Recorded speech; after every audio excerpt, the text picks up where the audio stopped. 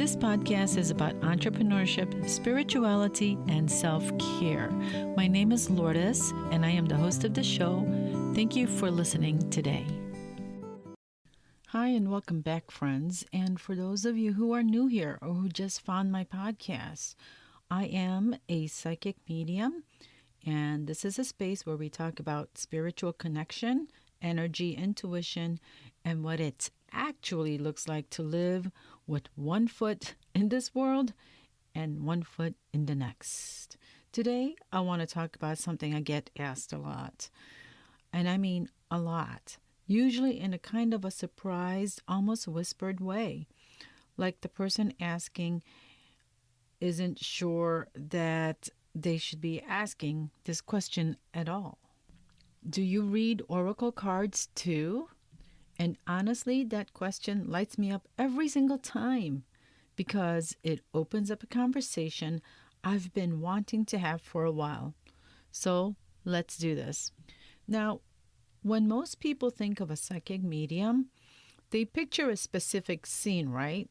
Someone sitting across the room from you, their eyes are closed, quietly tuning in, picking up impressions, names, emotions, maybe a message from someone who's crossed over. And yes, that is absolutely part of what I do. But here's something that doesn't get talked about enough. The tools, and I mean tools with air quotes around them, we choose to work with can amplify, clarify, and beautifully confirm what Spirit is already communicating. Oracle decks are exactly that. They're tools, sacred, intentional, energy responsive tools. Think of it this way. A musician who has genuine feeling inside them, they can express that feeling with just their voice. But pick up a guitar, and suddenly the music has shape.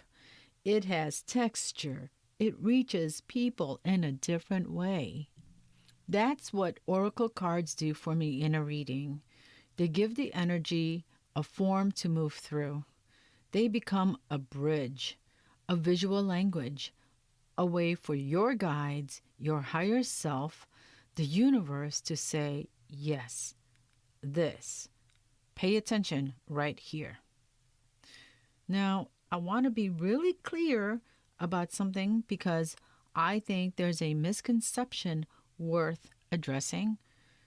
When I sit down with an oracle deck, I'm just not flipping the back of a guidebook and reading you the official meaning of a card. That's not a reading. That's searching a manual. What I do is connect to you first. I tap into your energy. I hold your situation, your questions, the chapter of your life you're in. And I connect with the loving presences around you, your guides. Then I pull a card. And what I share with you, that comes from what flows through me in that moment. That intuitive hit. The feeling in my chest, the image that suddenly lights up, the word that was just dropped in like it was just placed there. The card is in the mirror. The message is from Spirit. So why oracle cards and mediumship work so beautifully together? Well, let me tell you.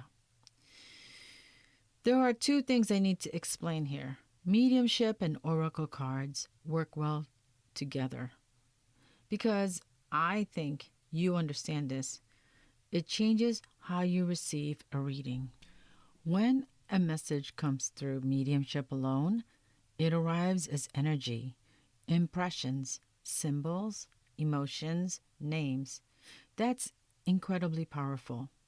But sometimes, and this is just human nature, the mind wants something to look at, something tangible to hold the message in. And oracle cards provide that anchor. And one of the things I love most about Oracle decks specifically, as opposed to other card systems, is their freedom. There's no rigid structure, no fixed rules. You have to navigate around. Each deck has its own personality, its own vibrational range, its own way of speaking. They meet you exactly where you are. So, when I hold your energy and draw a card, what comes through is layered. It's the card's energy, the visual, the symbolism, the frequency it carries. It's your energy, what you're bringing into this moment.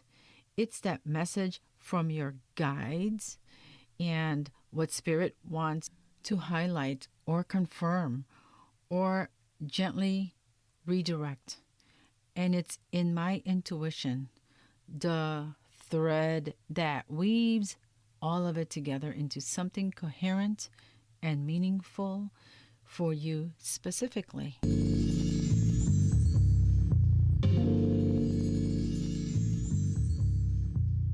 This is why two people can pull the exact card and walk away with completely different messages because the message isn't in the card.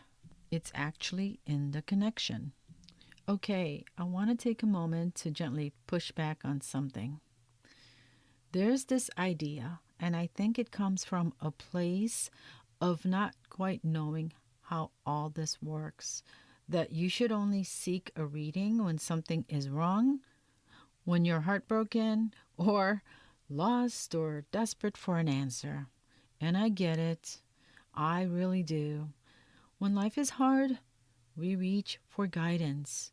That makes complete sense.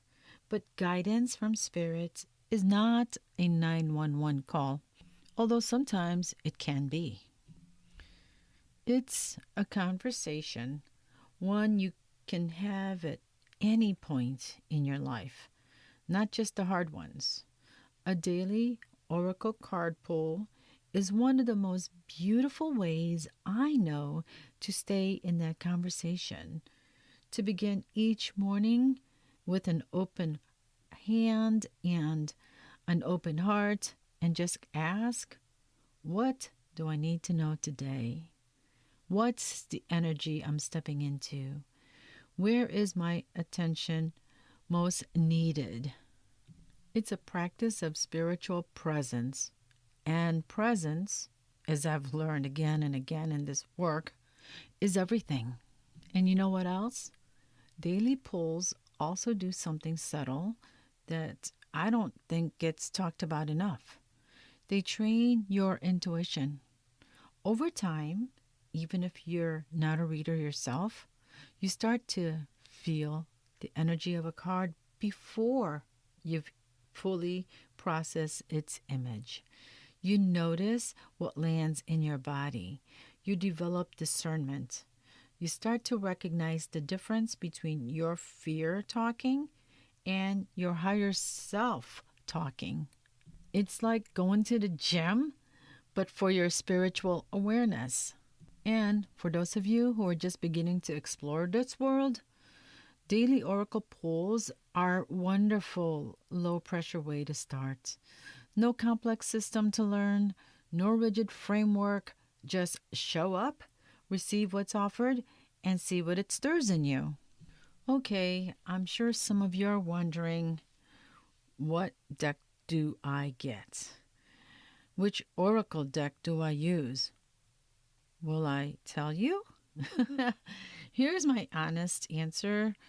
The deck itself is secondary to the intention and the energy behind the reading. I work with more than one oracle deck, and I'm guided each day to select whichever one feels right to me for the energy of that day or the frequency of that question. So you can visit your local metaphysical store or psychic store or on Amazon. Look at the decks, look for oracle decks and see what images that you like. And there are so many, like hundreds of them. and just get the one that resonates with you. Start with one deck and start practicing that way. Do a daily pull or even a weekly pull to begin with. And when I say pull, I mean pull a card for the week or for the day. But don't get caught up in analyzing the specific card or the deck it came from. Some days the messages might feel like a whisper. Other days it might feel like someone turned on a light in a room you forgot existed. You'll be amazed at what you learn each day from pulling a card from one deck. Get to know one deck first, okay? And then add on another one. And if you feel called to go deeper, to have your energy read one-on-one, to connect with a loved one in spirit, to receive a full intuitive reading that's meant specifically for you, I'm here for that too. With love and light, have a wonderful day or evening. I hope that you enjoyed this podcast, and please share this episode with your friends. Please subscribe, rate, and review this episode. Thanks for listening.